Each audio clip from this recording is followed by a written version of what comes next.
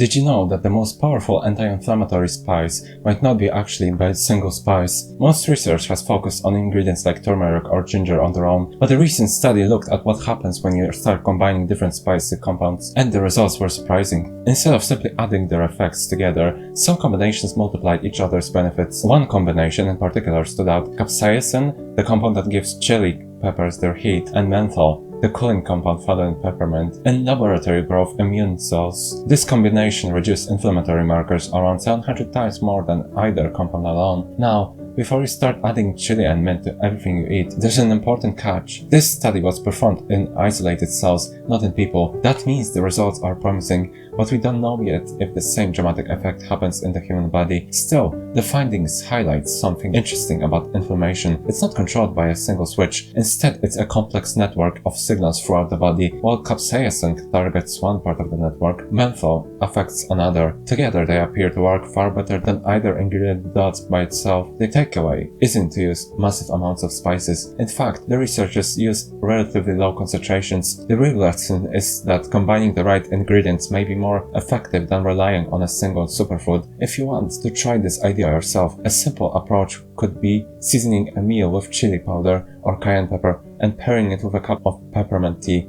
Rosemary was also found to be promising, although the chili and peppermint combination showed the strongest results. This idea isn't unique to these spices either. Nutrition research has found several other combinations that work better together than alone. For example, black pepper dramatically increases the absorption of turmeric's active compound curcumin. Adding lemon juice to green tea helps preserve its beneficial antioxidants, and garlic and onions contain sulfur compounds that appear to complement each other. The biggest lesson is simple. Instead of asking which spice is the most anti-inflammatory, it may be better to ask which spices work best together, because sometimes it's not one ingredient that makes the biggest difference, it's the combination.